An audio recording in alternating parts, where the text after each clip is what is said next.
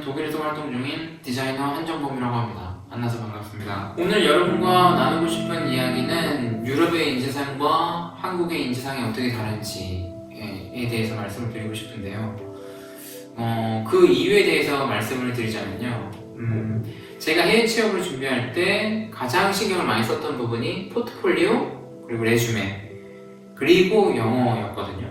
그러니까 막상 제가 인터뷰를 하게 되고 오퍼까지 받아서 회사에 들어왔을 때 저는 저에 대한 평가가 다 끝난 줄 알았어요. 이제 계약서에 사인도 하고 회사에서 일도 시작했으니까 모든 평가, 나에 대한 모든 평가가 끝났구나, 그렇게 생각을 했는데 와서 보니까 독일에는 프로베자이트라는 게 있더라고요.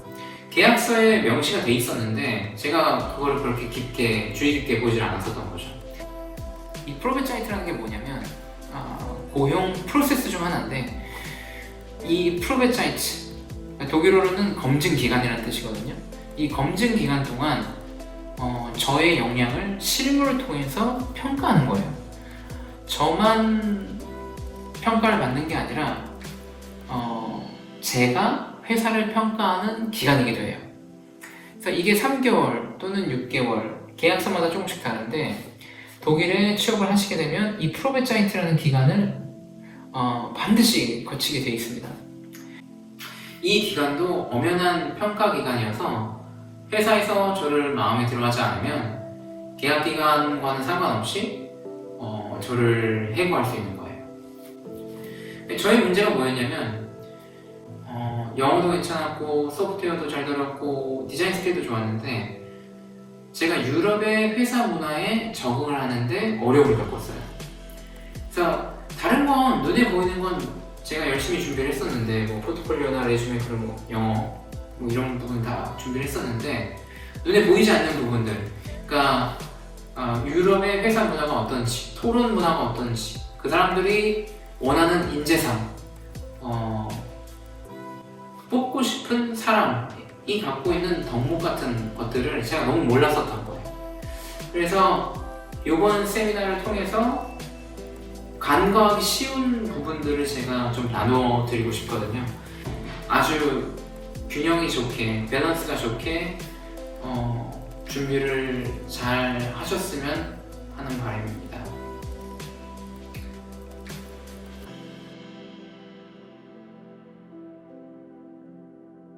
제가 독일 회사와 인터뷰를 하면서 놀랐던 점 중 하나가 회사가 저를 동등한 위치에 놓고 대화를 했다는 점이에요. 포트폴리오랑 제 프로젝트, 제가 했던 프로젝트에 대해서 어느 정도 이야기를 하고 난 다음에 물었던 질문이 무슨 일을 하고 싶냐고 물어보더라고요, 저한테. 우리가 어떤 일을 줘야지 너가 이렇게 좀 즐기고 좋아할 수 있겠냐, 그거 외에도 뭐 더 필요한 건 없니, 소프트웨어는 우리가 뭘 사주면 되겠니, 하드웨어는 어떤 게 더 필요하니, 심지어 키보드랑 마우스 뭐 이런 것도 물어보더라고요. 제가 그때 느꼈던 건 제 자신이 그런 질문들에 대해서 답할 수 있는 준비가 전혀 돼 있지 않았었어요. 제가 익숙했던 인터뷰는 뭐였냐면, 저는 한정범이라는 디자이너인데 제가 이런 기술들이 있으니 저를 뽑아만 주십시오. 어떤 일을 시켜주시든 저는 잘할 자신이 있습니다. 항상 제가 회사에 어필을 해야 하는 그런 입장이었거든요. 근데 여기 와서 보니까 이게 뒤죽박죽 섞여 있었어요. 저도 어필을 해야 되지만 회사도 저한테 어필을 해야 되는 거예요. 그게 굉장히 자연스럽더라고요. 근데 저는 그런 문화에 익숙해 있지가 않아서 그런 질문을 들었을 때 어떤 대답도 잘 못하겠더라고요. 무슨 소리야, 니네가 나한테 계약서에 사인만 쓰게 하면 난 뭐든지 다 할 건데 뭐가 더 필요하냐니. 저도 모르게 수직적인 한국의 문화를 유럽의 회사 문화에 투영시켜서 본 게 문제였었던 것 같아요. 제가 솔직하게 얘기하면 나를 나쁘게 평가하진 않을까, 건방지다고 하진 않을까. 근데 그렇지 않거든요. 유럽에서는 회사가 직원과 동등한 위치에 있다고 생각하기 때문에 일반적으로 회사도 직원한테 좋은 평가를 받으려고 엄청나게 노력을 해요. 말 한마디도 무엇을 부탁할 때 굉장히 조심해서 해요. 그래서 저는 여러분이 인터뷰를 하실 때 너무 저 자세로 임하시지 않으셨으면 좋겠어요. 오히려 이유가 있고 내가 정당한 필요가 있으면 당당하게 요구를 하셨으면 좋겠어요. 저처럼 나중에 가서 사실 난 이게 필요했어 이렇게 얘기했다가 회사가 너 우리가 물어봤을 때 필요 없다고 했잖아, 그렇게 저한테 되물었었거든요. 진짜 할 말이 없더라고요 그때.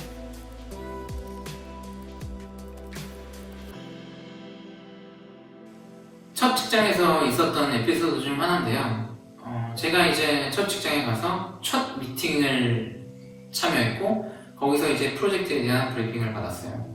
지금은 말할 수 있는데 그 프로젝트가 뭐였냐면 밀레가 독자적으로 개발한 사이클론 테크놀로지를 이용한 청소기 디자인이었어요. 제가 약간 의아했던 점은 타임프레임을 주질 않는 거예요. 그러니까 언제까지 아이디에이션이면 아이디에이션, 브레인스토밍이면 브레인스토밍을 끝내자 이런 이야기를 안 하더라고요. 한국에서는 보통 하루면 하루, 일주일이면 일주일 이렇게 이야기를 해줬었는데 그런 말 없이 일단 아이디에이션부터 시작해보자 이렇게 이야기하고 회의가 끝났어요.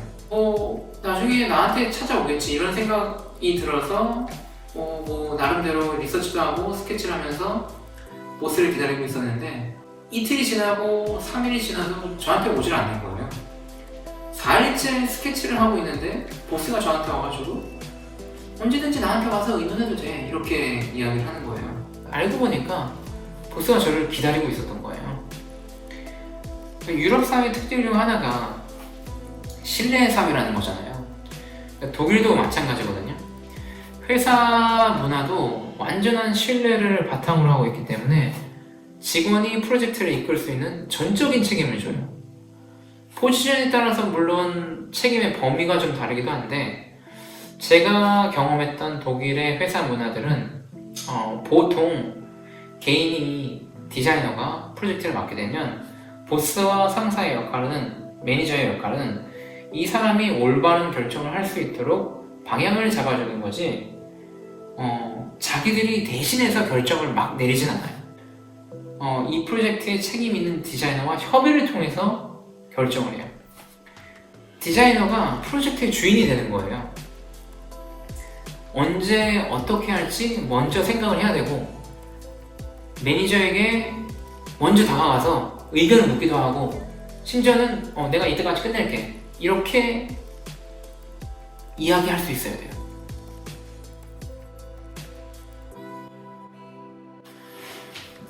저한테 제일 어려웠던 부분 중 하나가 미팅이었어요. 어려웠던 이유가 여러 가지가 있는데 첫 번째는 언어였고 그러니까 영어가 익숙하지 않다 보니까 말해야 할 타이밍을 놓치고 말해야 할 타이밍을 놓치면 자신감이 없어져가지고 다음 미팅에 가서도 한마디도 못하고 그런 경우가 굉장히 많았어요. 외국에서는 이제 토론을 할 때 정말 쉴 새 없이 이야기해요. 그 정적을 찾을 수 없을 정도로 열정적으로 토론을 하거든요. 그래서 타이밍이 진짜 중요한데 상대방의 의견을 들으면서 그거를 분석을 하고 제가 아이디어도 생각을 해야 되니까 즉석해서 생각을 해내야 되니까 저한테는 진짜 힘들었죠. 두 번째는 제 상급자나 매니저랑 미팅을 할 때 의견을 내기가 어려웠었던 거였어요. 그러니까 한국에서 제가 미팅을 할 때 특별히 상무님이나 사장님이랑 이야기를 할 때는 토론이었다기보다는 항상 듣는 시간이었거든요. 저뿐만이 아니라 제 옆에 부장님도 심지어는 상무님도 그냥 듣고만 계셨었어요. 사장님이 이야기할 때는. 근데 여기에 와서 보니까 직급이나 직무와 상관없이 제 옆에 동료들이 너무너무 자연스럽게 이야기를 하더라고요.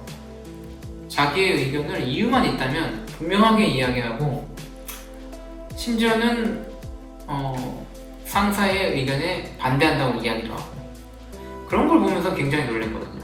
제 경험에 비추어 봐서는 매니저들이 생각하지 못했던 부분들을 말해주는 동료가 항상 나중에 좋은 평가를 받았던 걸로 기억하고 있어요. 한국에서의 문화와 비교해보면 아주 큰 차이가 있는 부분인 것 같아요. 이 부분은, 문화적 차이가. 저는 지금도 보스나 매니저한테 이야기할 때 이 필요 없는 부담감을 갖는 편인데 그런 부분들을 없애려고 많이 노력을 하고 있죠. 아직도.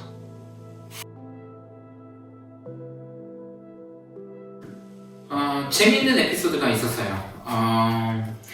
이제 첫 직장에서 저의 거의 모든 에피소드들, 그러니까 제가 저지른 실수에 대한 에피소드들은 제 첫 직장에서 나오는데, 제가 함부르크에 있는 작은 그 에이전시, 그러니까 디자인3에서 일할 때 제 보스와 제 프로젝트에 대해서 이야기할 기회가 있었어요. 보스가 저한테 어떻게 이런 아이디어를 냈냐고 굉장히 감명을 받았다, 처음 칭찬을 들었었는데, 그때 저는 이제 방송해야지 하는 생각이 들어서 이 아이디어 동료랑 같이 이제 브레인스토밍 하는 과정 중에 우리가 좋은 결과를 도출해냈고 그래서 이렇게 나오게 되었다. 저 나름대로는 어떤 팀워크를 강조하고 싶은 그런 코멘트였죠. 근데 2, 3주쯤 뒤에 이제 퍼포먼스 평가를 했는데, 제가 제 평가를 봤더니 아이디에이션 평가가 낮게 나와 있는 거예요. 그래서 제가 왜 이렇게 평가가 되었냐고 물어보니까 보스가 너가 아이디에이션을 할 때 동료에게 많은 도움을 얻었다고 말하지 않았냐, 이렇게 이야기를 하는 거예요. 거기서 정말 할 말을 잃었죠. 유럽에서는 자기가 한 건 자기가 분명하게 했다고 말해야 돼요. 우리나라에서는 약간 습관적으로 아무 논리 없이 나의 성과를 무조건적으로 바깥으로 돌리는 경향이 있거든요. 유럽에는 자기 PR이라는 개념이 좀 더 확실한 것 같아요. 무슨 말이냐면 자기가 한 건 자기가 했다고 똑바로 이야기를 해야 되는 거예요. 내가 이 아이디어를 어떻게 도출해냈는지 정확하게 말을 해줄 수 있어야 돼요. 내 thought process가 이렇게 해가지고 이렇게 결과가 나왔다, 나 잘했지. 물론 상대방을 리스펙트 하면서 이야기를 해야겠죠. 좀 더 험블한 태도와 함께. 하지만 내가 한 걸 다른 사람이 한 것처럼 말하는 태도는 없어야 돼요. 유럽 사람들은 우리가 한 이야기를 그대로 믿어요. 이거 그냥 그대로 그냥 했어, 이렇게 얘기하면 진짜 그냥 한 줄 알아요. 생각 없이.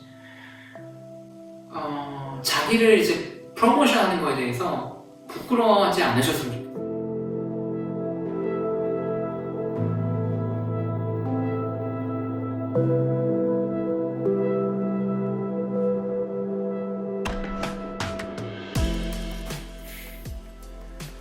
되돌아보면 저는 수직적인 문화에 익숙했던 사람이었던 것 같아요.